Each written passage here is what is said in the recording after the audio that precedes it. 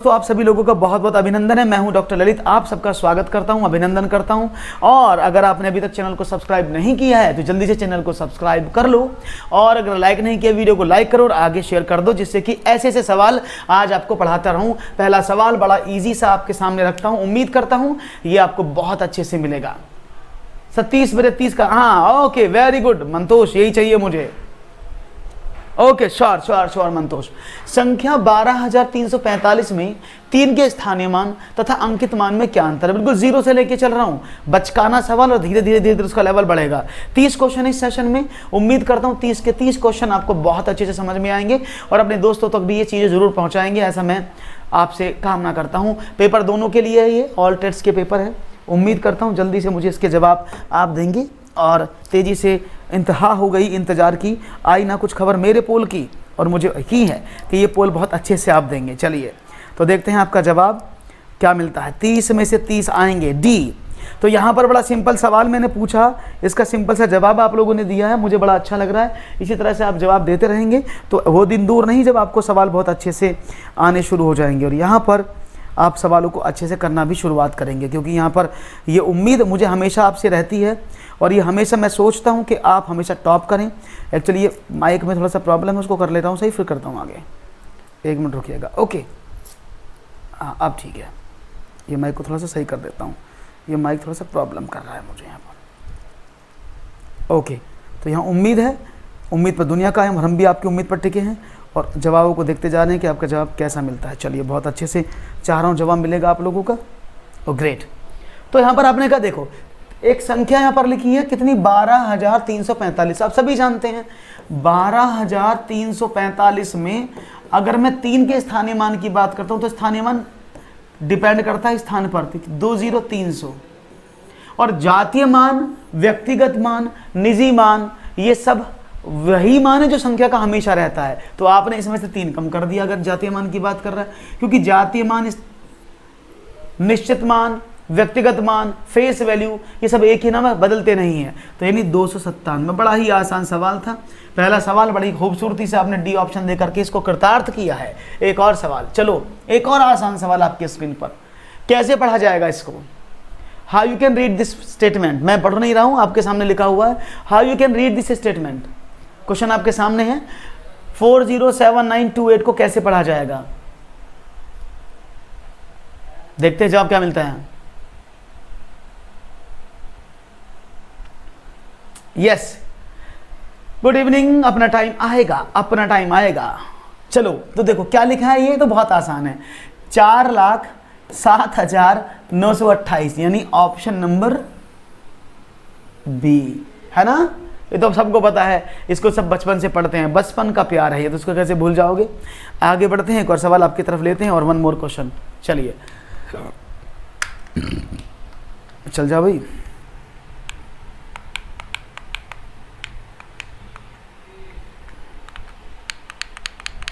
चल नहीं रहा है, okay B.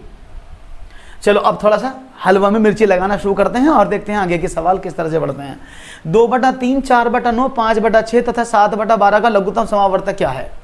The least common multiple of 2/3, 4/9, 5/6 and 7/12। देखिए फ्रैक्शन का है ये, और ये फ्रैक्शन के सवाल आपको बहुत बार दिए जाते हैं एग्जामिनेशन में, और ये फ्रैक्शन पर आधारित सवाल आपसे पूछे भी जाते हैं। तो मुझे उम्मीद है कि ये फ्रैक्शन बेस्ड क्वेश्चन को आप आसानी से कर पाएंगे, और इसके जवाब मुझे बहुत जल्दी से आएंगे। और शायद आपको पता है, आपकी सुविधा के लिए मैं थोड़ा सा आपको बता देता हूं, एलसीएम ऑफ फ्रैक्शन,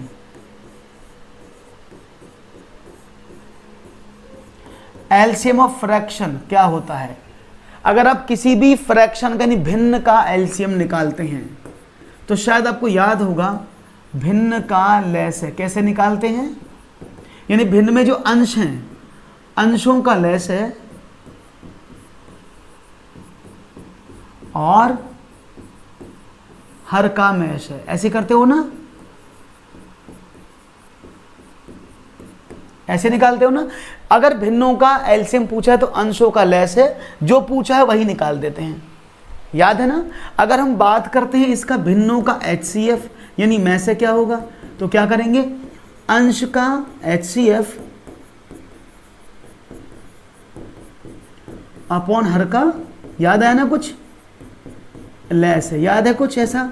तो अगर आप HCF निकालते हैं तो अंश का भी वही निकालेंगे, LCM निकाले अंश का वही निकालेंगे। तो भिन्न क्या थी, अब यहाँ अंश यही तो ऊपर वाले, यानी सवाल क्या है, LCM निकालना है तो क्या करेंगे, 2 4 5 और 7 का तो हो गया LCM अपॉन 9 3 9 6 और 12 का क्या हो गया HCF, ये करोगे ना। तो आपने क्या देखा, 7 5 2 और 4 का HCF कितना होगा, आपने कहा 7 5 35 दूनी 70 दूनी 140, भाई 140 हो गया ना इसका 140। और इसका HCF 3 से देखो, 3 3 3 दूनी 6 3 चौक 12, तो 140/3। समझ में आया है सभी लोगों को, यस के नो, क्लियर है, बहुत बढ़िया, क्लैप। यानी ये तो आपको आ गया, उम्मीद है। यानी इसमें तरह से अगर आप सवाल को करेंगे तो ये आपको पता रहेगा कि आपको कहाँ पर कौन सा वैल्यू यूज़ करना है। तो हमेशा इस बात को याद रखिएगा जिससे कि आपको चीज़ें पता लग जाएं और आसानी से आप चीज़ों को समझ पाएँ। ओके ग्रेट, आगे बढ़ें, एक और सवाल की बात करते हैं और देखते हैं आपका जवाब क्या मिलता है। वन मोर क्वेश्चन, यदि 5 6 7 5 6 7 5 6 7 को 5 6 7 से ही विभाजित किया जाता है तो भागफल क्या है। If 5 6 7 5 6 7 5 6 7 is divided by 5 6 7 then the quotient is what। तो quotient क्या है, 111 1 0 1 0 1 1 0 0 1 0 0 1 या 3। शिवांश 3। अब शिवांश नीचे वाला कैसे आया बताते हैं भी। देखो जब इसका आप HCF निकालोगे 3 9 6 और 12 का HCF, तो HCF कौन होता है, छोटी छोटी संख्या जो सबको काट दे। 3 3 को भी काटेगा, 9 को भी काटेगा, 6 को भी काटेगा, 12 को भी काटेगा। 3 HCF होना तो इसलिए नीचे आया है, फॉर्मूला ये था ना, क्लियर है। चलो सवाल आपके सामने था, तो यहाँ पर जवाब मिला है, बहुत बढ़िया तेजस, क्या बात है, तेजी से उत्तर मिलता जा रहा है। देखते हैं, बहुत आसान सवाल था। अगर मैं इसको डायरेक्ट भी कर दूं तो आप देखो 5 6 7 5 6 7 5 6 7 में अगर मैं डिवाइड कर दूं 5 6 7 का, आप देखो इसको काटा एक बार, अगली बार आपने 5 उतारा तो नहीं गया 0, फिर आपने 6 उतारा नहीं गया 0, फिर आपने उतारा 7, पूरा 5 6 7 आ गया, एक बार कट गया। फिर आपने 5 उतारा ना जाने का 0, फिर 6 उतारा ना जाने का 0, फिर पूरा 5 6 7 हो गया, तो एक बार। तो राइट आंसर क्या है, 1 0 0 1 0 0 1, ये होना चाहिए। बहुत आसान था, बहुत बढ़िया। 43 Vandana Kumari, very good, right option आपके स्क्रीन पर। आप चाहें तो सीधा भाग भी करके मैं बता देता हूं, बहुत सारे मेरे दोस्त नए होंगे जो प्रॉब्लम कर रहे होंगे, तो आप ऐसे भी कर सकते हो। देखो 5 6 7 5 6 7 5 6 7 में आपने डिवाइड किया 5 6 7 का, तो देखो आपने इसको एक बार दिया तो 5 6 7 आया ना, यहाँ पर तो कुछ नहीं बचा, आपने उतारा 5, तो 5 में तो जाएगा नहीं, तो 0 लगाना पड़ा। फिर आपने 6 उतारा, अब भी नहीं गया तो 0 लगाओगे, आपने 7 उतारा तो ये एक बार चला जाएगा ना, ऐसे हो रहा है। बात समझ में आ गई कैसे हो रहा है, क्लियर है ना, that's nice, the right option is C. एक और सवाल आपके सामने जी, चलो ये रहा, 2/3 में कितने 1/6 हैं। ओहो हो भाई, अब की बार तो जहर सवाल है, ये जहर सवाल क्या होगा देखते हैं। जहर को जहर की तरह पी जाओ और सही से आंसर बताओ। 2/3 में कितने 1/6 हैं, 4 6 2 या 3। How many 1/6 are in 2/3। तो देखते हैं जवाब क्या मिलता है, क्या बात है। तो मैं आपसे एक सवाल पूछूं, मुझे जवाब दोगे, ओके। मुझे बताओ कि भाई 15 रुपए में 5 रुपए के कितने सिक्के हैं, ये बताना है। हाँ जी, 15 रुपए में 5 रुपए के कितने सिक्के हैं, तो आप सीधा जवाब देंगे सर जी 3 हैं। क्यों, क्योंकि 15 में आपने 5 का डिवाइड कर 3 सिक्के मिले, यानी अगर हम 15 में 5 का डिवाइड करते तो हमारा आंसर 3 आ जाता। तो सेम ये भी तो ये कह रहा है कि 2/3 में कितने 1/6 हैं, यानी अगर मैं 2/3 में 1/6 का डिवाइड कर दूं तो मुझे आंसर मिल जाएगा ना। और अगली बार तो मल्टीप्लाई में कन्वर्ट हो जाता है ना, ये 2/3 गुणा 6/1, 3 दूनी 6, तो 2 दूनी 4 इज द राइट आंसर। समझ में आ गया, कोई प्रॉब्लम तो नहीं किसी को। हाँ जी, क्लियर है, क्लियर है, बहुत बढ़िया। ये तो मैंने एग्जाम्पल लेके बताया जिससे कि आपको रियल लाइफ के एग्जाम्पल से समझ पाएं। सवाल तो 4 आंसर है, बहुत बढ़िया। ये लोग बहुत सारे और लाइक सिर्फ 17, बहुत नाइंसाफी है, बहुत नाइंसाफी है रे सांभा। हाँ, ये बच्चे ज़्यादा और सवाल कम। चलो, एक बोतल में 750 मिलीलीटर जूस भरा हुआ है। ऐसी 6 बोतलों को एक कार्टन में पैक किया जाता है। कार्टन मीन्स एक डब्बे में, पेटी में। 450 लीटर जूस के लिए आवश्यक कार्टन की संख्या बताओ। आवश्यक कार्टन की संख्या कितनी है, यानी कितनी पेटी लगेंगी। एक बोतल में 750 ml जूस आता है और ऐसी 6 बोतलों से एक पेटी बन जाती है। उसने कहा है मेरे पास 450 लीटर जूस है, तो कितनी पेटी बनेंगी, उसकी कितनी पेटी की आवश्यकता है।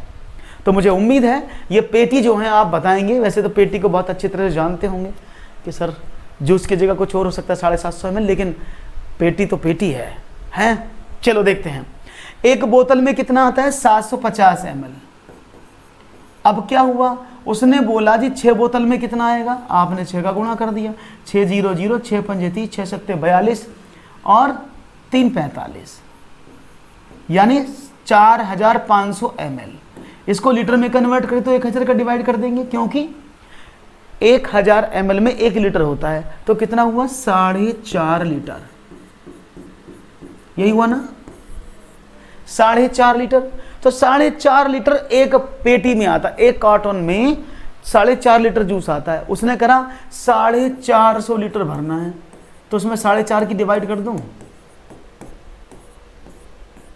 टोटल मिलाकर 100 कार्टून्स की आवश्यकता पड़ेगी। 100 कार्टन चलेंगे, 100 पेटी लगेंगी। आसान था, इजी था, मैनेज हो गया।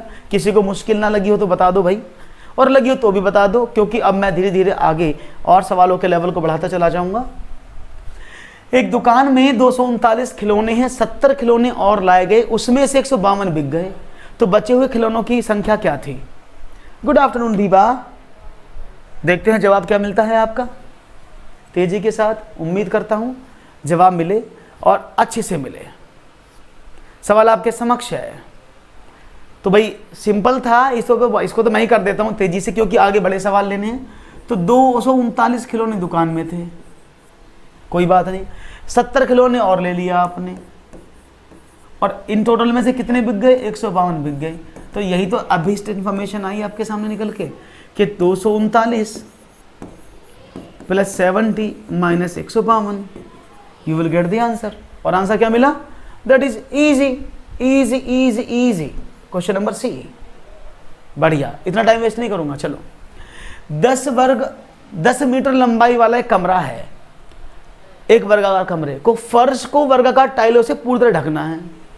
यदि प्रत्येक टाइल की लंबाई 50 सेंटीमीटर हो तो आवश्यक टाइल्स की न्यूनतम संख्या क्या है।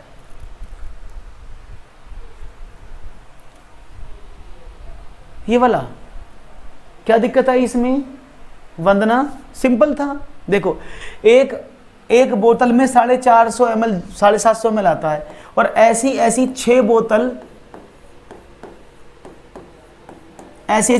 बोतल भरी जाती है एक पेटी में। ये पेटी बंद हो गई, तो एक पेटी में कितना जूस आया टोटल, 750 इसमें था, 750 इसमें, 750 750 750।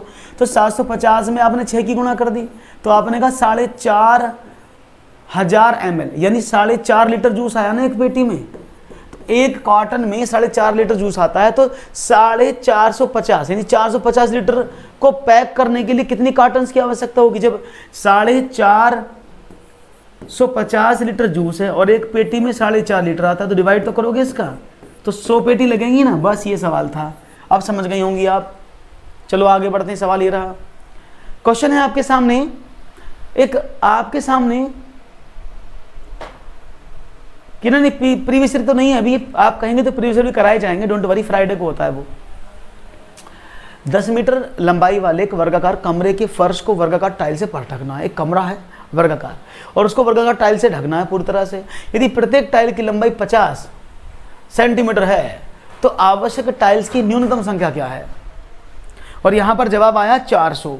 कैसे आया 400, भाई देखो, ये कमरा था, कमरा 10 मीटर ऐसे है, 10 मीटर ऐसे है, वर्गाकार है ना। टाइल भी देख लो, ये टाइल 50 सेंटीमीटर की लंबाई लिखी, लेकिन वहाँ पहले बोल दिया गया टाइल भी वर्गाकार है, तो टाइल भी 50 × 50 की है। टाइल क्या है, टाइल का साइज भी 50 × 50 का, लेकिन अंतर क्या है, ये सेंटीमीटर में साइज है और ये मीटर में, तो इस मीटर को मैंने सेंटीमीटर में बदल दिया। हाँ जी, इस मीटर को सेंटीमीटर में बदल सकते हैं ना हम, क्यों? क्योंकि ये मीटर में है तो 1 मीटर में 100 सेंटीमीटर होते हैं। तो अगर मैं इसके क्षेत्रफल में इसके क्षेत्रफल का डिवाइड कर दूं, यानी पूरे कमरे के फर्श के क्षेत्रफल में टाइल का क्षेत्रफल का डिवाइड कर दूं, तो नंबर ऑफ टाइल्स मिलेंगी कि नहीं मिलेंगी? आप कहेंगे बिल्कुल मिलेंगी। तो मैंने वही तो किया। आपने कहा टाइल कमरे का क्षेत्रफल कितना हुआ? आपने कहा 1000 उसकी लंबाई, 1000 उसकी चौड़ाई, टाइल का साइज 50 मल्टीप्लाई बाई 50, 0 से 0 कट गया, 0 से 0 कट गया, 20 पंजे 100, 20 पंजे 100 और 20 से 20 की गुणा करेंगे तो 400। तो टोटल मिलाकर 400 टाइल चाहिए लगाने के लिए। आसान है? नहीं, टॉपिक वाइज तो नहीं है, ये तो पूरा मैंने मैथमेटिक्स से प्रैक्टिसेशन नहीं है। आप टॉपिक वाइज कराएं ना, आप कहेंगे तो टॉपिक वाइज भी करा देंगे, डोंट वरी। अभी समझ में आया? मैं अलग हो जाता हूँ, जल्दी से करो।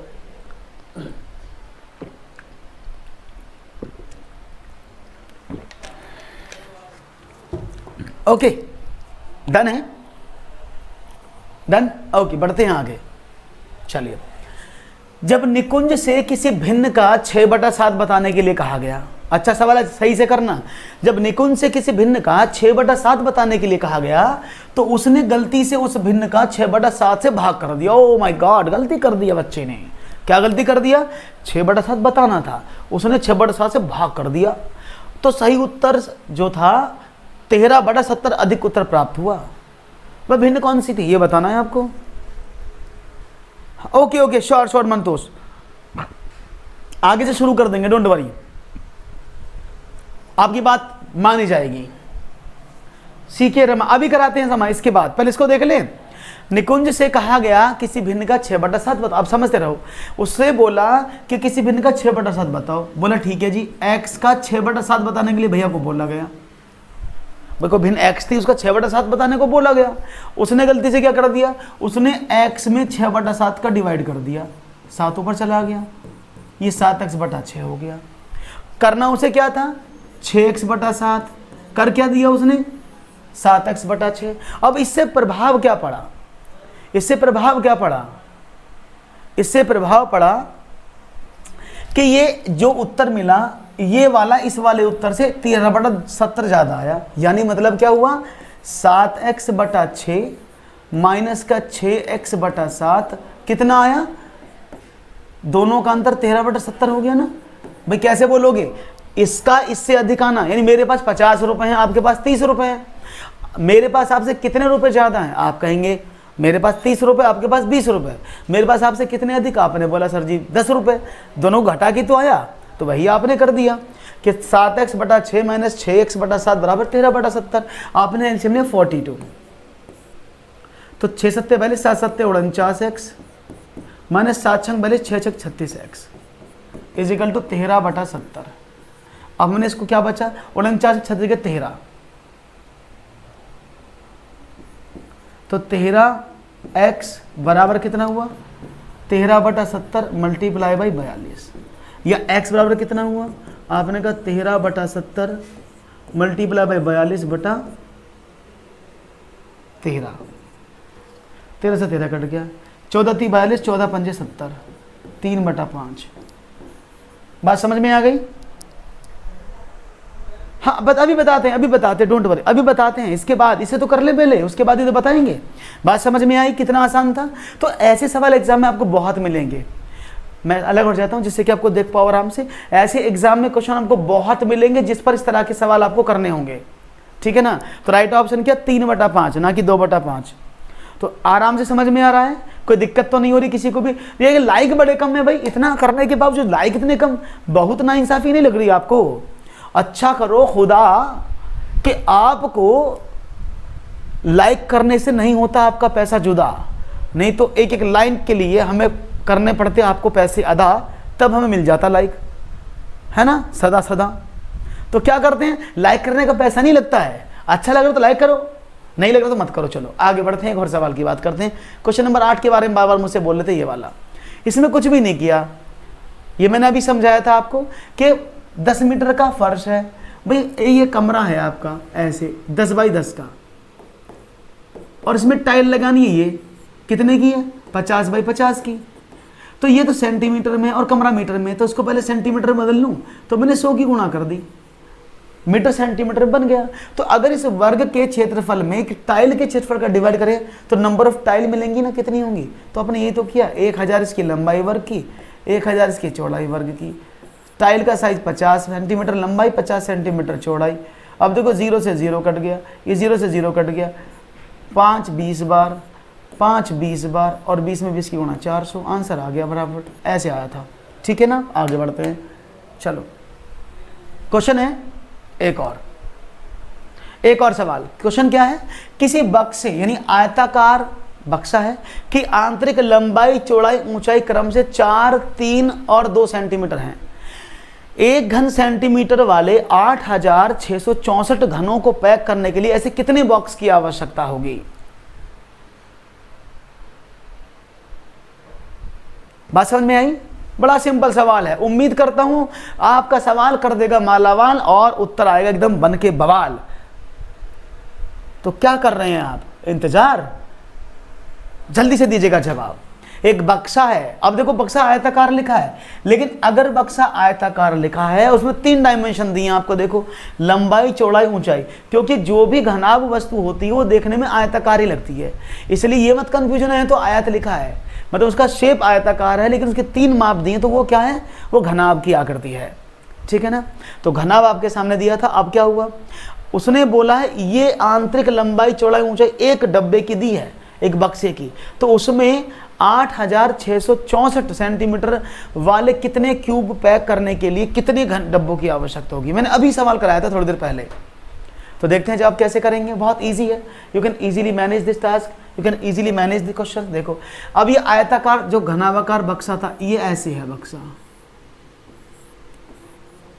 एक बॉक्स है ये, ठीक है ना, जिसमें इसकी लंबाई 4 है, इसकी लंबाई 3 है, इसकी 2 है, एक बक्सा। और एक बक्से में कितने क्यूब आएंगे ये कैसे निकालेंगे भाई, 1 घन सेंटीमीटर का है, एक जितने भी ये क्यूब्स दिए हुए हैं वो 1 घन सेंटीमीटर के हैं, यानी मतलब क्या है, एक लंबाई, एक चौड़ाई, एक ऊंचाई है। तो इसके अंदर एक डब्बे के अंदर कितने आएंगे, आपने कहा सब बड़ा आसान है, आपने इसका वॉल्यूम निकाला, तो LBH होता है ना 4 गुणा 3 गुणा 2, तो आपने कहा सर एक पेटी के अंदर 4 गुणा 3 गुणा 2 इतने आएंगे, और लाने कितने हैं आपको 8664। बस सवाल हो गया आपका। अब देखो 2 से काटो इसको, 2 चौके 8, 2 तिया 6, 2 तिया 6, 2 दूनी 4, अब 12 से डिवाइड कर दो, 12 छंग 72 ना, 12 तिया 12 चौक 48 ना, 12 तिया 36 बचे 6, 36 6 7 73, 12 छंग 72, 12 एकम 12, 361 डब्बे लगेंगे। तो राइट ऑप्शन क्या मिला, बहुत बढ़िया, अपना टाइम आएगा, हमेशा आएगा। तो सही जवाब क्या मिला, ऑप्शन नंबर सी 361 डब्बे। समझ में आया क्यों, क्योंकि एक डब्बे के अंदर कितने पैक होंगे मैं वो भी बता देता हूं।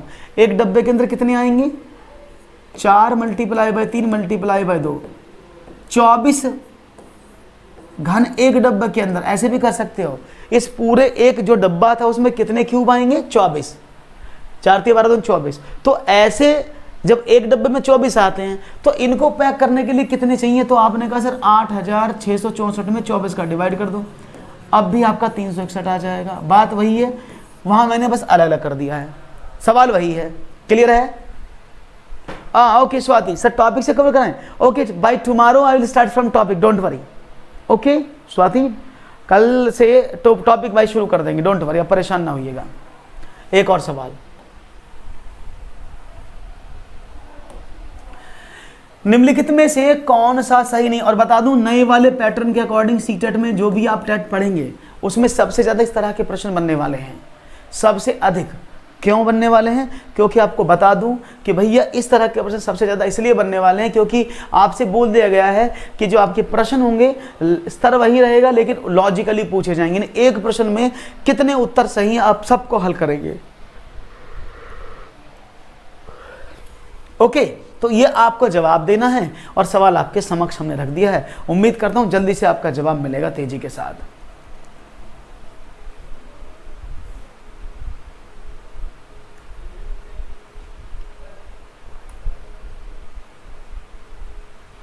ओके,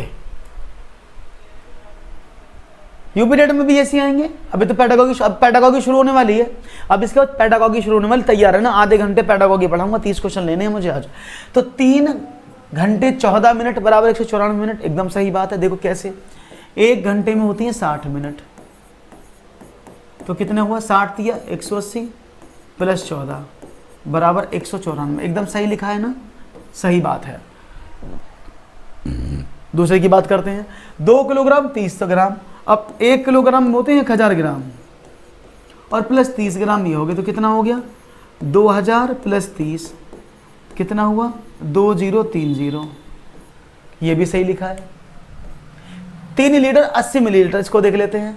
3 लीटर, 1 लीटर में 1000 ml होते हैं ना, तो 3000 तो ये हो गए, प्लस 80 ये हो गए, तो कितना होना चाहिए?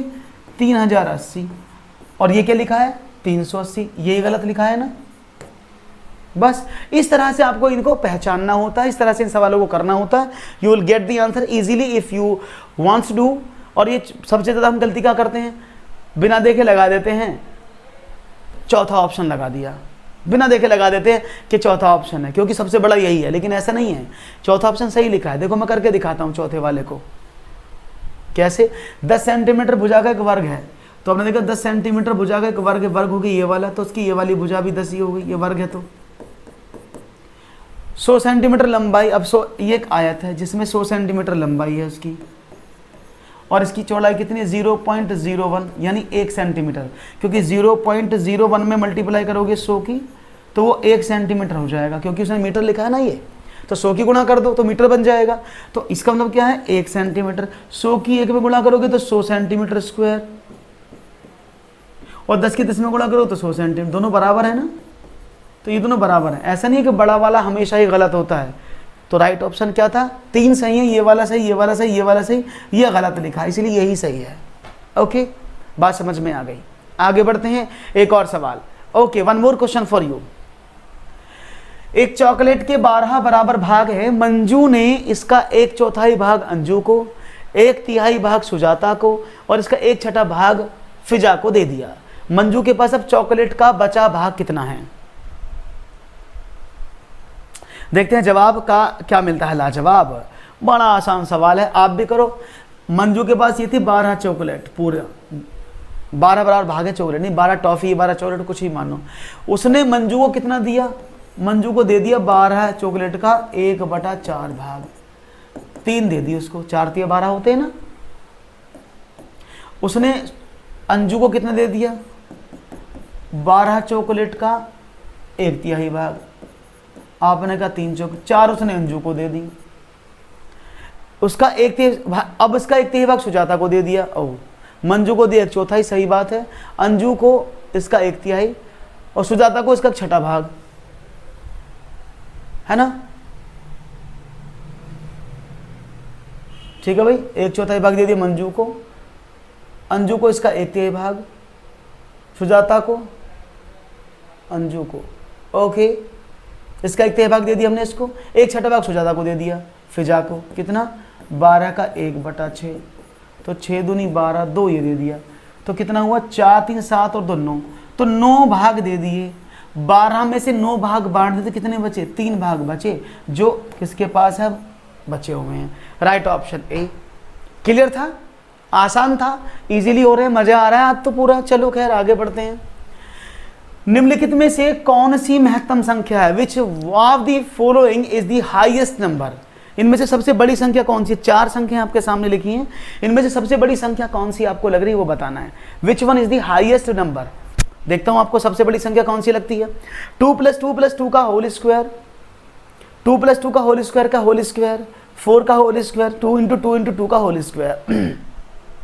तो देखते हैं इनमें से कौन सा। 13 का ए बताया जा रहा है, 14 क्वेश्चन आपके सामने है, और बड़ा ही आसान सवाल है, पिद्दी सा सवाल है, इसको तो कर दोगे सॉल्व, मुझे उम्मीद है जल्दी से करोगे, इसमें कोई भी दिक्कत नहीं आनी चाहिए। इस सवाल में कोई दिक्कत नहीं आनी चाहिए ऐसा मुझे लगता है, और मुझे उम्मीद है कि दिक्कत होनी भी नहीं चाहिए। बी, चलो देख लेते हैं। देखो इसको सॉल्व करते हैं पहले, तो आपको समझ में आ जाएगा। ओके, देखो इसका मीनिंग क्या है? 2 2 4 2 6, 6 का स्क्वायर इसका मीनिंग क्या है, 2 और 2 4, 4 की पावर 2 की पावर 2। तीसरे का नंबर क्या है, 4 की पावर 2, और चौथा क्या है, 2 दूनी 4 दूनी 8 की पावर 2। यही तो है। इसको सॉल्व करते हैं, 6 छंग 36, सॉल्व करते हैं, 4 जग 16, 16 256। देखो ना भाई, 4 का स्क्वायर किया 4 चौक 16, और 16 का फिर स्क्वायर करोगे तो 256 आएगा ना। 4 चौक 16, 8 अट्ठे 64। तो सही बड़ा कौन सा है, ये वाला, यानी ये वाला, यानी ई वाला, क्योंकि पावर की भी पावर है। डी नहीं होगी, डी तो सिर्फ 8 अट्ठे 64 ही है, जबकि इसका मान कितना है, 2 2 4, 4 का स्क्वायर 16, और 16 का पावर 2, तो 16 16 256। तो राइट ऑप्शन कौन सा है, that is option number B. गड़बड़ कर रहे हैं आप लोग बहुत ज़्यादा। ऐसे छोटे छोटे सवालों में भी गड़बड़ करोगे तो कैसे काम चलेगा भाई। अगर ऐसे छोटे छोटे सवालों में भी आप गड़बड़ करोगे तो कैसे काम चलेगा। इसको सही से करने की कोशिश करो सब लोग, तभी तो बात बनेगी। हाँ okay okay, tomorrow I will take, don't worry, tomorrow मैं यूपी डेट का सॉल्यूशन कराऊंगा, आप चिंता ना करें। बी ऑप्शन एकदम करेक्ट था। चलो आगे बढ़ते हैं, और बताओ। संलग्न चित्र में ओ वृत्त का केंद्र है, ये वृत्त का केंद्र बना हुआ है, और OX और OY पर लंब है, यानी जो OX है OY पर लंब है। यदि ट्रायंगल XOY का क्षेत्रफल, ट्रायंगल XOY का क्षेत्रफल 32 वर्ग इकाई है, तो वृत्त का क्षेत्रफल कितना है। राइट ऑप्शन क्या होगा, क्वेश्चन आपके सामने बहुत ही सुंदर है, याद रखना। OX OY पर लंब, ये वाला जो है 90 डिग्री का कोण, ये वाला, ये जो कोण बनना है ना, ये वाला, ये 90 डिग्री का, जब भी तो लंब बोला है। तो अब मैंने आपको हिंट दे दिया है, जल्दी से बता दो क्या है। अब ये मैंने आपको बता दिया है, अब आपको बताना है इसका आंसर क्या होगा, क्योंकि सिंपल ये केंद्र है। OX OY का क्षेत्रफल आपको दे दिया 32 वर्ग इकाई। अब आपको देना है जवाब मेरे भाई क्या होगा, और याद रखना ये क्या है। चल आप भी करो, मैं बता देता हूँ। Good evening, I am your old student Madhu, how are you. अरे क्या बात है, आपके लिए तालियां भाई, तालियां सभी को। मधु की सबको कॉन्ग्रेचुलेशन। इस बार चाहते हैं मधु और अच्छे से नंबर लेके आए, और अच्छे से अच्छे और सुपर टेट में, बाकी टेट में एग्जाम दें। समझ लेना, देखो ये O है, ये X है, ये Y है। ये अगर केंद्र है तो OX R है ना, OY भी तो R है ना। अब समझते रहे ना, ये कुछ इस तरह से बना दूं मैं, अगर आप इजाजत करें। अब आपको समझ में आ जाएगा। ये R है, ये भी R है, ये इसका कर्ण है, और ये 90 डिग्री कोण है। अगर मैं आपसे बोलूं इसका क्षेत्रफल बताओ तो क्या होगा। अगर मैं आपसे बोलूं इसका क्षेत्रफल क्या है, तो आप क्या बताएंगे। आपने कहा सर समकोण त्रिभुज है, 1/2 इंटू बेस इंटू हाइट। अब 1/2 बेस कितना, वो भी R है, हाइट कितनी, वो भी R है, और बराबर कितना 32 दिया आपको शायद। तो अगर मैं आपसे बोलूं R स्क्वायर इजिकल टू क्या हो जाएगा, आपने कहा 64। भाई उधर चला गया ना, तो R बराबर क्या हो जाएगा, आपने कहा 64 का वर्गमूल, दैट इज 8। तो ये जो ये वाली लेंथ है, ये 8 है। ये बात समझ में आ गई, 8 समझ में आ गई। अरे ये 8 समझ में आ गई, क्या लिखा है आपने कहा ओके। अब किसी भी वृत्त की त्रिज्या 8 है तो उसका क्षेत्रफल क्या होगा, आपने कहा सर पाई R स्क्वायर होता है क्षेत्रफल। तो अब क्या करें, पाई तो छोड़ो, R का मतलब क्या है, 8 अट्ठे 64, तो 8 का स्क्वायर इंटू पाई, तो 8 अट्ठे 64 पाई। यही है जवाब मेरे भाई। ए भाई यही है जवाब मेरे भाई, गलत नहीं करने का। क्या बात है कविता, थैंक यू। बात समझ में आ गई ना भाई, क्या करना था, क्लियर था, कितना आसान सवाल था। ये देखने में थोड़ा लगता है खतरनाक। अगर आप इनको, मैं बार बार एक ही बात बोलता हूं आप लोगों को, प्लीज स्टडी कंसेप्चुअली, यानी आपको कंसेप्चुअल स्टडी करना है, आपको फीचर्स को जानना है, प्रॉपर्टीज को समझना है, रट्टाफिकेशन नहीं करना है, क्योंकि जब आप सही से समझोगे तो सवाल अपने आप हो जाएंगे। तो राइट ऑप्शन था ऑप्शन नंबर 3, दैट इज 64 पाई, 64 पाई। सबको समझ में आई। एक और सवाल मेरे भाई, चलो। मूल्यांकन का निकटतम संबंध होता है, कुछ पैडागॉजी भी हो जाए ना, कुछ मीठा हो जाए। हाँ सब तैयार बैठे सर, अंत का समय चल रहा है। अंत में खाना खाने के बाद अगर एक स्वीट रसगुल्ला मिल जाए तो मजा नहीं आ जाता। ऐसे अब आपको सवाल कराने के बाद 15वां के बाद मूल्यांकन के बारे में हम बात करेंगे। नहीं टाइम फिक्स है ना, 4 बजे, इट्स फिक्स। सवाल क्या, मूल्यांकन का निकटतम संबंध होता है, किससे होता है? एक, विषय वस्तु से, मूल्यांकन प्राविधियों से, उद्देश्यों से, या फिर सीखने की क्रियाओं से। सही जवाब देने की कोशिश करिएगा, सही जवाब देने की कोशिश करिएगा। रीना, सी, कंप्यूटर कोर्स करिए, ओके ओके, सीमा बता रही है, सीमा को बी। देखो समझ लेना, मूल्यांकन पहले समझो। देखो अब जब मैं पेडागॉजी समझाऊंगा तो डिटेल में समझने की कोशिश करिएगा। मूल्यांकन का मतलब होता है उपलब्धि परीक्षण। क्या होता है? उपलब्धि परीक्षण। इसको अचीवमेंट टेस्ट भी बोलते हैं। क्या बोलते हैं? अचीवमेंट टेस्ट भी इसको बोला जाता है। ओके, तो उपलब्धि का मतलब क्या है? मूल्यांकन, अचीवमेंट टेस्ट, इवेल्युएशन। अब इवेल्युएशन का मीनिंग क्या समझते रहना ध्यान से। इवेल्युएशन का मतलब क्या होता है? बालक ने कितना सीखा ये जानना, बालक ने कैसे सीखा, बालक ने क्यों नहीं लिखा, क्या उसकी समस्या थी, उसके बारे में मूल्यांकन का कोई मतलब नहीं है। सिर्फ मूल्यांकन का मतलब है कि आप बालक का इवेल्युएशन करेंगे और उसको उपलब्धि देंगे कि फर्स्ट आया, सेकंड आया, थर्ड आया, फिफ्थ आया, है ना? अरे क्या बात है। हाँ बिल्कुल बिल्कुल, डोंट वरी, मैं पूरी कोशिश करूंगा, जी और जान लगा देंगे आपको समझाने के लिए। तो मूल्यांकन का मतलब क्या हुआ? जो आपने, मैंने अभी बताया ना आपको, क्या कि बच्चे को अचीवमेंट देना। अब यहाँ पर सबसे निकट क्या है? मूल्यांकन में विषय वस्तु से। अब आपने क्या देखा, ध्यान से समझना। टिल्लू ने पेपर दिया गणित का और बोला मास्टर जी हमें पास कर देना ऐसे ही, क्योंकि हमारे मास्टर जी ने ये पढ़ाया नहीं था। कॉपी में लिखा, टिल्लू ने अपनी कॉपी में जो पेपर देने गया कि मास्टर जी कृपया हमें पास कर दें, हमारे मास्टर जी ने इस वाली किताब से नहीं पढ़ा जिसमें से सवाल आए हैं, तो मास्टर जी पास कर देंगे उसको, है ना भाई? मास्टर जी को पास कर देना चाहिए ना वो, क्योंकि विषय वस्तु से, क्योंकि नहीं करेंगे, क्योंकि विषय वस्तु से कोई संबंध नहीं है। आपने वो किताब पढ़ी है, नहीं पढ़ी है, आपने उस किताब में से आया है कि नहीं आया, डजेंट मैटर, है ना? तो इसका कोई मतलब नहीं है। प्राविधि होती हैं मूल्यांकन को करने के तरीके, कि मूल्यांकन कैसे हुआ। आपने ओरली पूछा है, आपने लिखित में पूछा है, आपने इंटरव्यू से पूछा है, आपने निबंधात्मक पूछा है, या आपने विकल्पात्मक पूछा, डजेंट मैटर। पेपर कैसा हो ये मैटर नहीं करता, रिजल्ट में क्या ये मैटर करता है ना? अब सीखने की क्रियाओं से, यानी बालक को कैसे सिखा रहे हो। क्या आपको मूल्यांकन ऐसे करने को मौका देता है कि बालक को क्या सिखा रहे हो, कैसे सिखा रहे हो? नहीं, बस बालक को ये जानना कि उसने सीखा क्या है। आपने कैसे सिखाया डजंट मैटर, लेकिन इवेल्युएशन में हम ये चीज़ को मेजर करते हैं कि उसने कितना सीखा है, कैसे सीखा है, क्या सीखा है, ये डजंट मैटर। इसका मतलब सीखने की क्रियाओं से भी नहीं होता। तो मूल्यांकन का सीधा सीधा एक संबंध उसके उद्देश्यों से है। उद्देश्य क्या है?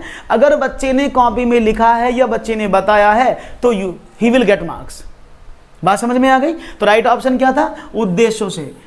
और फिर ये बोलोगे ये कहाँ आता है? सीखने की क्रियाओं से। बच्चे ने क्या नहीं सीखा, बच्चे ने क्यों नहीं सीखा, बच्चे को क्या प्रॉब्लम थी, ये सब मूल्यांकन के अंतर्गत नहीं आता। ये आता है किसके अंदर? निदान के अंदर। किसके अंदर? निदानात्मक परीक्षण के अंदर। इसीलिए मूल्यांकन की जो प्रक्रिया होती है वो नेगेटिव होती है, नकारात्मक होती है, क्योंकि यहाँ बच्चा फेल भी हो सकता है, बच्चा पास भी हो सकता है। जबकि जो निदान की जो प्रकृति है वो सेम है, लेकिन ये हमेशा पॉजिटिव वाली होती है, क्योंकि इसमें फीडबैक दिया जाता है। मूल्यांकन में कभी भी बालक को फीडबैक नहीं देंगे, याद रखिएगा। आप मूल्यांकन में कभी बच्चे को फीडबैक नहीं, प्रतिपुष्टि नहीं देते। बच्चा फेल है तो फेल है, उसको ये नहीं कहोगे तो फेल क्यों होते ना, यहाँ पर कमी की, जबकि निदान में ये काम करते हैं। इसलिए सबसे ज्यादा संबंध किससे क्लोज? दैट इज उद्देश्य से। याद रहेगा? बहुत बढ़िया। एक और सवाल, यदि एक विद्यार्थी की बुद्धि लब्धि 100 है तो उसका आशय क्या है? बहुत ही प्यारा सवाल है। मैं चाहूंगा जवाब सब हर लोग दें।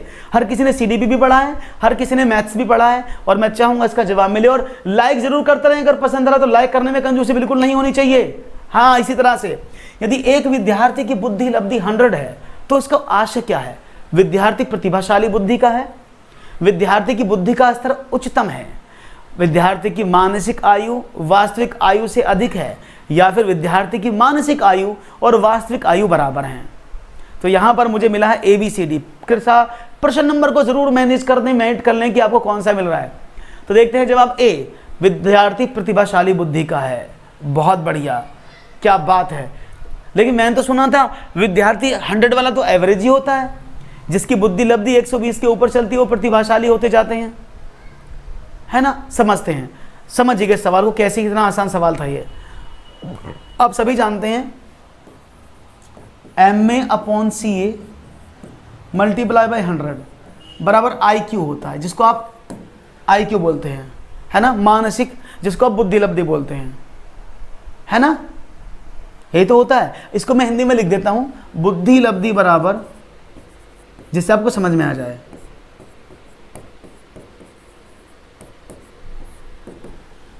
मानसिक आयु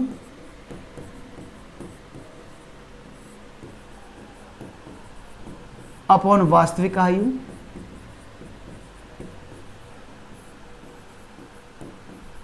मल्टीप्लाई बाय 100 होता है। यही होता है ना, सबने पढ़ा है फॉर्मूला, इसको सब जानते हैं ना। इसको बोलते हैं mental as upon chronological age, इसको बोलते हैं क्रोनोलॉजिकल एज, यानी उसकी वास्तविक आयु है। अब आपको क्या पता, यहां पर सवाल को देखते हैं, उसने बोला उसकी बुद्धि लब्धि 100 है, यानी MA/CA, यानी बुद्धि लब्धि तो 100 है, इज इक्वल टू क्या हुआ, MA/CA इंटू 100। अब आपने 100 को इधर भेज दिया, तो MA/CA क्या बना, दैट इज 1। भाई 100/100 क्या होगा, 1 हो गया ना। यानी आपने क्या देखा, यहां लिख देता हूं कि MA/CA इज इक्वल टू 1, या आप कह सकते हैं इसके अकॉर्डिंग क्या निकाल सकते हैं आप वैल्यू यहां पर, कि भाई MA is equal to CA। यही तो करोगे प्रूफ, हाँ कि ना, यही बताओगे ना। यानी बालक की अगर बुद्धि लब्धि 100 होती है तो उसका मानसिक आयु, उसका वास्तविक आयु दोनों बराबर होते हैं, और यहां पर बच्चा एवरेज की श्रेणी में रखा जाता है ना। भाई सामान्य बच्चा ही तो होता है 100 तक की, जो उसकी भाई मानसिक आयु और उसकी वास्तविक आयु, तो बच्चा एक एवरेज श्रेणी में आता है। अगर वो 100 से ऊपर चलता है, 120 पहुंच जाता है, 140, तो एक्स्ट्रा ऑर्डिनरी हो जाता है।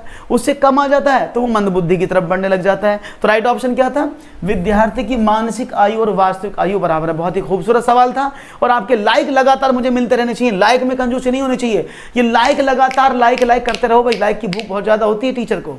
चलो, राष्ट्रीय पाठ्यचर्या की रूपरेखा 2005 सिफारिश करता है कि प्राथमिक स्तर पर गणित की शिक्षा का केंद्र होना चाहिए, यानी national curriculum framework 2005 recommends that mathematics should be the focus of education at the primary level is what?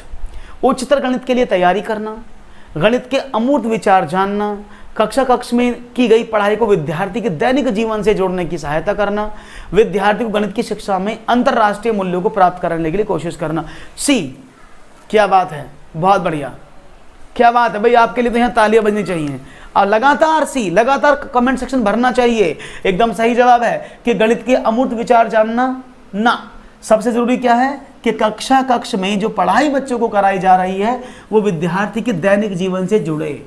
इसीलिए एनसीएफ 2005 ये कहता है कि बालक को उसके दैनिक जीवन से, उसके आसपास की वस्तुओं के भागों से परिचित करा के पढ़ाओ, जिससे कि बालक बहुत अच्छी तरह से उन एग्जाम्पल्स को समझे और लर्न करे और अपने आप में आत्मसात करे, उनको इम्प्लीमेंट करे और उसको वो ईजिली समझ में आ जाए। तो सही जवाब था ऑप्शन नंबर सी। उच्चतर गणित की पढ़ाई कराना बिल्कुल मना करता है एनसीएफ कि आप बालक को इस कक्षा में आगे वाली कक्षा की पढ़ाई करवाएंगे, दैट इज रॉन्ग। गणित के अमूर्त विचार जानना, अमूर्त विचार को जानना बहुत जरूरी है, लेकिन सबसे पहले है मूर्त वस्तुओं का विचार जानना, उसके बाद आप करेंगे अमूर्त विचारों को। ओके, और विद्यार्थी में अंतरराष्ट्रीय गणित की शिक्षा में मूल्य प्राप्त करना वो बहुत लास्ट की बात है। सबसे पहले तो उसको ये बताओ वो होता क्या अंतरराष्ट्रीय, तो उसे पता ही नहीं क्या होता है। एक और सवाल, चलो, मापदंड अर्जित करने में, मापदंड का मतलब क्या होता है, स्टैंडर्ड अर्जित करने में सहायता करना, ये पीछे वाले सवाल का था यहां तक। मानसिक गणित संबंधी गतिविधियां महत्वपूर्ण हैं, यानी जो मेंटल मैथमेटिक्स रिलेटेड एक्सरसाइज हैं वो बहुत इंपॉर्टेंट हैं, क्योंकि ये निम्नलिखित में से किसी एक के अवसर उपलब्ध कराती हैं। किसके अवसर उपलब्ध कराती हैं ये आपको बताना है। एक, मानसिक संगणना संबंधी प्रक्रियाओं का विकास, क्योंकि विद्यार्थी तेज गति से संख्याओं के परिकलन के बीच संबंधों की पहचान करने की कोशिश करते हैं। दूसरा, पेपर पेंसिल का उपयोग करते हुए कक्षा में प्रक्रियाओं को सीखने में निपुणता प्राप्त करना। तीसरा, कलन विधि यानी एल्गोरिथम को सीखना, निपुणता प्राप्त करना है और कम समय में अधिक से अधिक समस्याओं का अभ्यास करना। चौथा, परिकल्प में परिशुद्धता के साथ उनकी गति को बढ़ाने, परीक्षाओं के साथ उनकी गति को बढ़ाने और परीक्षाओं में उनके निष्पादन में सुधार करने में मदद करने के लिए आप इसको काम को करते हैं। तो राइट ऑप्शन कौन सा होगा, देखते हैं आपका जवाब क्या मिलता है।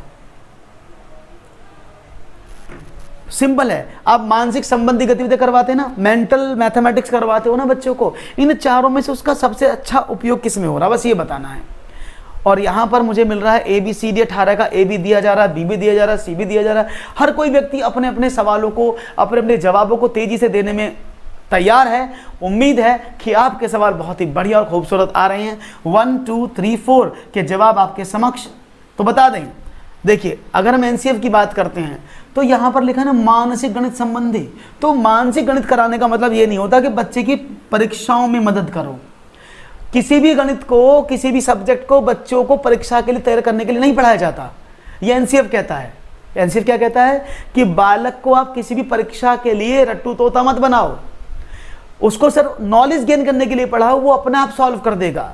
इसलिए किसी भी परीक्षा की तैयारी स्पेशल करने के लिए आप बच्चे को ये चीज नहीं करवाते। मानसिक गणित किस लिए करवाते हैं, क्योंकि बालक मानसिक रूप से चीजों को समझ जाए, उसका विकास मानसिक रूप से हो जाए और विद्यार्थी तेज गति संख्याओं के परिकलन को कर पाए और उनके संबंधों को पहचानने की कोशिश करे। तो एकदम राइट जवाब आपने दिया है, ऑप्शन नंबर 1 एकदम सही था। हालांकि ये भी था, लेकिन परिकलन में परिशुद्धता, उनकी गति को बढ़ाने, परीक्षाओं के साथ उनकी गति को बढ़ाने और परीक्षाओं में उनके निष्पादन के परीक्षा में वो कैसा रिजल्ट करेंगे उस पर डिपेंड नहीं होता बच्चे का।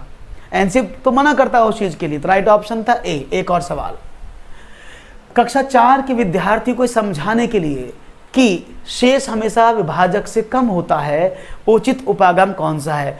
The proper approach is to convince class 4th student that the reminder is always less than the denominator. यानी जो रिमाइंडर है वो हमेशा डिविजर से छोटा होता है। कैसे प्रूफ करोगे?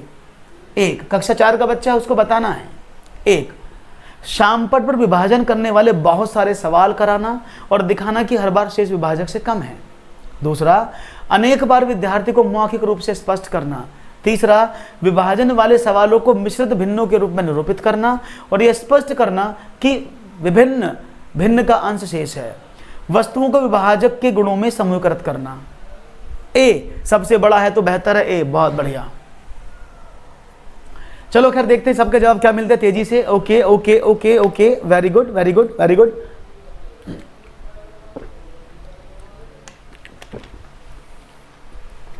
बढ़िया बढ़िया बढ़िया, सबसे बड़ा यही है ना।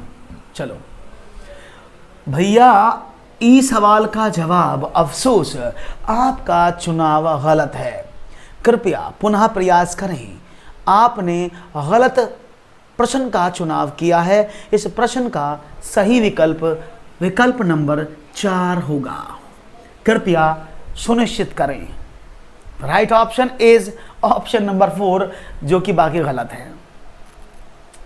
D is the right answer. ओ फिर गलत, मतलब ये ऐसा ना, वो मैंने गाना सुना था, वो गाना चस्का चस्का लगा है, चस्का चस्का गाना सुना था मैंने, शाहिद कपूर की फिल्म का गाना था, आपने भी सुना होगा, लगा है चस्का चस्का। तो वो चस्का में लग चुका है। पहले ये वाला बड़ा था, इसको लगाया, बोले अच्छा ये बात, ये तो नहीं है सही, तो दूसरा बड़ा वाला अच्छा होगा, फिर इसको लगाना शुरू कर दिया। बड़ा हमेशा सही नहीं होता है, ठीक है ना। समझ लो सवाल का जवाब है ऑप्शन नंबर डी। कैसे मैं बताता हूँ। एक बच्चे को आप समझा रहे हो, आपने कई बार बता दिया भाई ऐसे कुछ समझ में नहीं आ रहा, तो कैसे बताओगे? मैं बताता हूँ कैसे बताओगे। कैसे बताना उसको? आप बोलोगे अच्छा मेरे पास 1 2 3 4 5 6 7, मेरे पास 7 कंचे हैं और इसमें से 3 के ग्रुप बनाओ। बोला ठीक है बनाते 3 के ग्रुप। उसने बोला एक ग्रुप तो ये बना, एक ग्रुप ये बना, ये तो नहीं आता है, खाली छूट गया। अच्छा अब एक काम बच्चे को बोला अच्छा एक और बनाओ। बोले बताओ जी। बोला 1 2 3 4 5 6 7 8 9 10 हैं, अब 3 के बनाओ। बोला जी बना देंगे। 1 2 3। बोला जी अब भी एक बच गया। बोला अच्छा एक और बना। बोले जी पूछो। बोला 1 2 3 4 5 6 7 8 9 10 11, अब बनाओ। बोला जी बनाते हैं जोड़े। बोला ठीक है बनाओ। बोले जी 1 2 3 का तो ये बन गया, 1 2 3 का ये बन गया, 1 2 3 का ये बन गया, मास्टर जी ये बाहर है। तो क्या समझ में आया, क्या बताओगे बच्चे को कि बेटा बेटा समझो बेटा क्या, क्योंकि ये 3 का जो ग्रुप बनना यही भाग है। देखो अगर मैं भाग करता हूं 7 में 3 का तो 3 दूनी 6, 1 बच गया, क्योंकि ये 1 इसलिए बचा क्योंकि 3 3 के मैं ग्रुप बना रहा हूं ऐसे करके, तो ये छोटा है इसलिए इसमें नहीं आएगा। फिर आपने ये वाला एग्जाम्पल दिया, फिर बच्चे को एक बार में समझ में आ गया, अरे मास्टर जी चरण कहाँ हैं आपके, मैं तो पैर छूना चाहता हूं आपके, मैं तो समझ ही नहीं पा रहा था, आज समझ में आ गया, शायद आपको भी समझ में आ जाएगा। ऐसे आपके बच्चे आपसे बोलेंगे। Is it clear? तो सबसे बेहतरीन तरीका क्या है, ये वाला कि वस्तुओं को विभाजक के गुणजों के रूप में समूहित करके समझाओ। क्लियर बात समझ में आ गई? आप भी चाय ले सकते हैं, ऐसी बात नहीं है। डन है, आगे बढ़े। यानी D is the right option. तो पेडागोगी ऐसी रुला देती है, कभी कभी आपको ऐसी फंसा देती है जिसमें आपको प्रॉब्लम होती है और आप समझ नहीं पाते। है ना ना ना मैं दूर से सही हूं। हाँ 3 3 का 9 बोले तो कोई बात नहीं है, अगर वो 9 भी बोलता, देखो 1 2 3 4 5 6 7 8 9, 3 3 के बना दिया आपने ऐसे करके। बोले जी अब शेष 0 बचेगा, कुछ शेष बच, क्योंकि 3 3 के पूरे जोड़े बन गए तो शेष 0 है, वो भी 3 से छोटा है। क्लियर है? Very good. एक और सवाल चलो बताओ तो। क्षेत्रफल की अवधारणा से परिचित करने के लिए, यानी आप बच्चों को क्या बताएं, teacher can begin to introduce the concept of area. What? इकाई वर्ग गणन की सहायता से आकृतियों का क्षेत्रफल ज्ञात करना, विभिन्न आकारों की आकृतियों का क्षेत्रफल ज्ञात करने के लिए सूत्रों को स्पष्ट करना, हथेली, पत्ते, पेंसिल, नोटबुक आदि विभिन्न वस्तुओं की सहायता से किसी आकृति के क्षेत्रफल की तुलना करना, या आयत की लंबाई और चौड़ाई का पता लगाना और आयत के क्षेत्रफल के सूत्र लंबाई गुणा चौड़ाई का प्रयोग करते हुए क्षेत्रफल ज्ञात करना। सी, क्या बात है। अच्छा सेमी खाई है, क्या बात है, मजे आ रहे हैं आपके, बहुत बढ़िया। जवाब लगातार जारी हैं और आपके जवाब बहुत ही बढ़िया है। बता दें भाई, क्षेत्रफल जब बच्चा पढ़ता तो स्टार्टिंग में क्या करते हो, अभी एनसीफ ने क्या कहा था, क्योंकि को क्लास मेंशन नहीं है यहां पर, कोई क्लास, अगर यहाँ क्लास 4 बोल देता वो या 5 बोल, याद रखना ऐसे सवाल बहुत आएंगे क्लास बेस्ड। आपको क्लास 4 बोलता तो ये आंसर गलत था, याद रखिएगा। अगर क्लास 4 बोले या क्लास 5 बोले तो ये सवाल गलत है, तब ये ऑप्शन नहीं होगा, क्योंकि हर क्लास में बच्चा हथेली पत्ते पेंसिल का प्रयोग नहीं करेगा। कक्षा 3 तक कर सकता है हथेली पत्ते पेंसिल का प्रयोग, मूर्त वस्तु का प्रयोग, लेकिन जब कक्षा 4 में पहुंचता है ना तो ये तरीका फेल हो जाता है। कक्षा 4 और 5 में कौन सा आता है, इकाई वर्ग गणन की सहायता से। बहुत बार सुना होगा, याद रखना इस सवाल में कई बार गलती हो जाती है कि भाई मास्टर जी ने तो हमें बताया था ये वाला और आयोग ने तो कुछ और दे दिया, आयोग ने तो कुछ और दे दिया। अगर यहाँ पर 4 और 5 मेंशन है, क्लास 4 या कक्षा 5, तो बच्चा हथेली पत्ते नहीं पढ़ेगा, तब क्या पढ़ेगा, तब वो इकाई वर्ग गणन की सहायता से आकृतियों का क्षेत्रफल ज्ञात करेगा। याद रहेगा? मेरा ये सवाल है, इसको तुम भूल नहीं जाना रे, है ना। जैसा ये सवाल है वैसा आपको जवाब है, तो बचपन का प्यार हमेशा याद रखना, भूल नहीं जाना। समझ में आ गई बात सबको?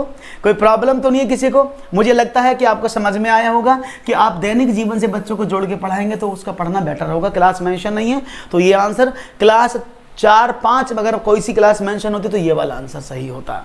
ओके चलिए, तो बहुत बहुत शुक्रिया। मुझे लगा है आपको आनंद आया होगा पढ़ने में चैप्टर को। तो अब इजाज़त लेते हैं। अगर आपको अच्छा लगा हो तो लाइक शेयर जरूर कर दीजिएगा, चैनल को लाइक करना बिल्कुल मत भूलिएगा, है ना। इसी टाइम फिर मिलते हैं आपसे, तब तक के लिए बाय बाय।